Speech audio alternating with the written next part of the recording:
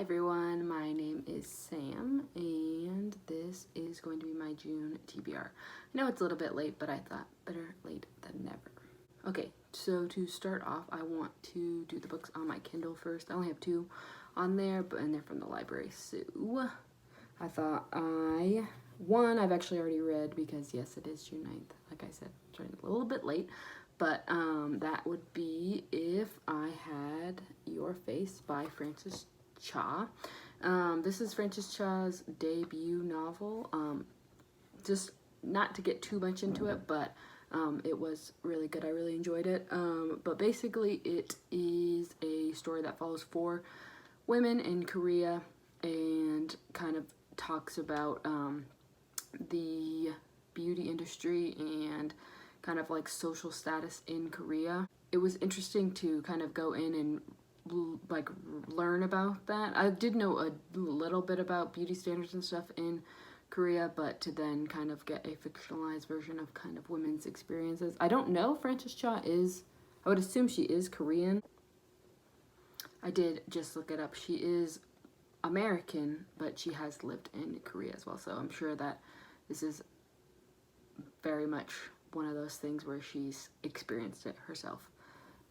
The next book that I'm not really sure why I picked this one up, honestly. It just kind of sounded interesting to me. I guess that's why you would pick up a book. I don't know why I just said that. But that would be, let me flip to it, would be American Royals by Katherine McGee. This basically follows if like George Washington had never decided not to become president and instead became king, and so then it's chronicling kind of what happens. It's up to present day now, so it's not historical fiction or anything. I read the first like 5 chapters or so. It's not anything spectacular currently, but I'm still enjoying it. It's a fun little read. But basically like is multiple perspectives, I should say, of like Beatrice, who is going to be the queen once her father dies or steps down, and then Samantha, who is the younger sister, who kind of is seen as like the, not the reject, but like second best to her sister. Like her sister essentially can do no wrong, and Samantha's kind of like a rebel. But right now it's not too bad, but it's definitely not my favorite so far. And this next book is one that has made the rounds on BookTube, and I picked up because my best friend actually read it. This is actually her copy. I started at the end of May, but that is The Invisible Life of Addie LaRue by V.E. Schwab. I have not read any V.E. Schwab before. This is my first one. I do own some of her other ones, but this has been our first, and I have been loving it. It's super fun and kind of dark and gritty in a way, but basically, if you don't know, which I'm sure most of you already do, it's a story about Addie LaRue, as the title would suggest, but basically she makes a deal with like a demon to essentially live forever. The only stipulation is that she cannot be remembered by anybody. There's actually, the synopsis gives away a lot more than what I knew going into the book, so I'm going to leave it at that. I don't want to like give away this, what I find to be a spoiler. Like I knew it was coming, like it wasn't shocking, but it was one of those things to like speculate whether or not V.E. Schwab is actually going to do it. So I would prefer when I went into it not knowing, so I'm not going to give away that spoiler, but honestly, currently, because I am about halfway through this one as well, I find the parts in like ancient France, not ancient France, but like 1600s France, kind of boring. I prefer the modern day stuff, so I don't know if any of her other books take place in like historic time periods, but they do. I probably might stray away from those just because, I don't know, I'm not a huge historical fiction fan, and for me, like, it just kind of takes me out of the story. So if you guys know anything, leave in the comments like about V.E. Schwab's books, if they're like more historical or if they're like, I know the one's like kind of fantasy. dark ship magic. But not to ramble on too much about that. The next book that I am currently reading is A Beautifully Foolish Endeavor by Hank Green. This is the sequel to An Absolutely Remarkable Thing. I read that like when it came out, and I took a little bit of time off, and I honestly wish I kind of had marathoned them together because I have forgotten quite a bit of what happened in that last book. I'm still really enjoying this one. If you don't know, these books kind of, basically what happens is like this random statue kind of appears out of nowhere, and then this girl basically instantly gets internet famous, and it kind of talks about social media and like the impacts of social media on the normal person and on society, and kind of like what it means to be an influencer. Overall, the first book I really enjoyed, and this one I am honestly enjoying more than the first one, which was kind of hard to say. I didn't think that was going to happen, but it's definitely been a very interesting read. So if you haven't, and you haven't picked up these books and you enjoy sci-fi, or even if you enjoy like social media, I mean, I think most people enjoy social media, but you enjoy what social media does on society, you're like looking at the impacts of social media, definitely pick up this series. It's a fun read. The next book that I want to try and pick up in the month of June is going to be a little bit of Mark Twain. This is A Connecticut Yankee in King Arthur's Court. This is kind of sci-fi as well. It deals with time travel.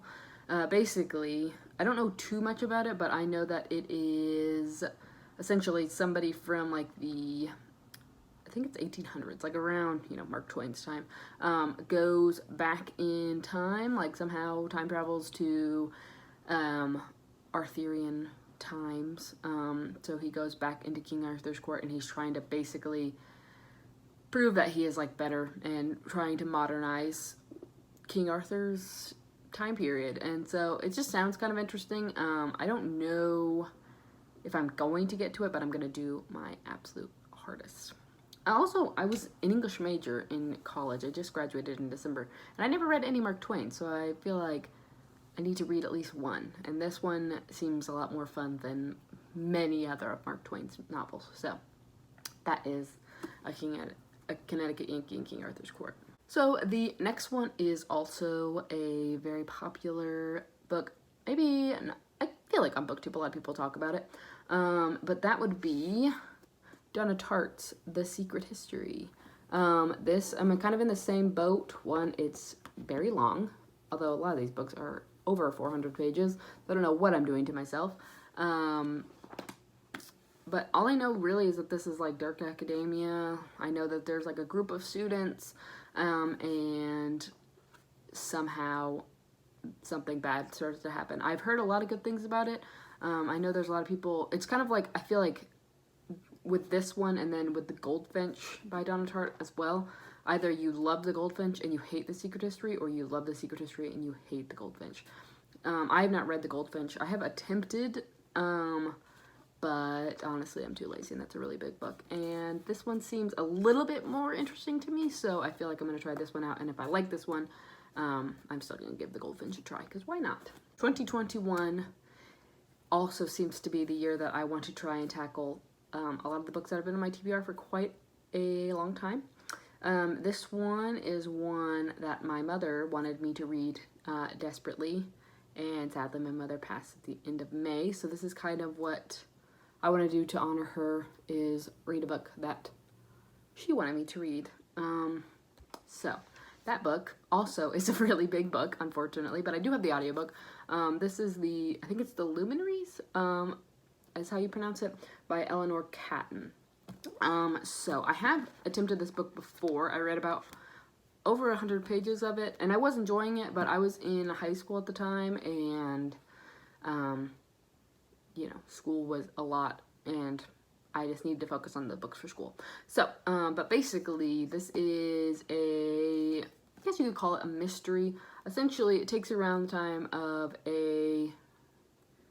I would assume it's kind of a gold rush in New Zealand, and basically there is a very wealthy man who ends up vanishing, and a prostitute tries to kill herself, and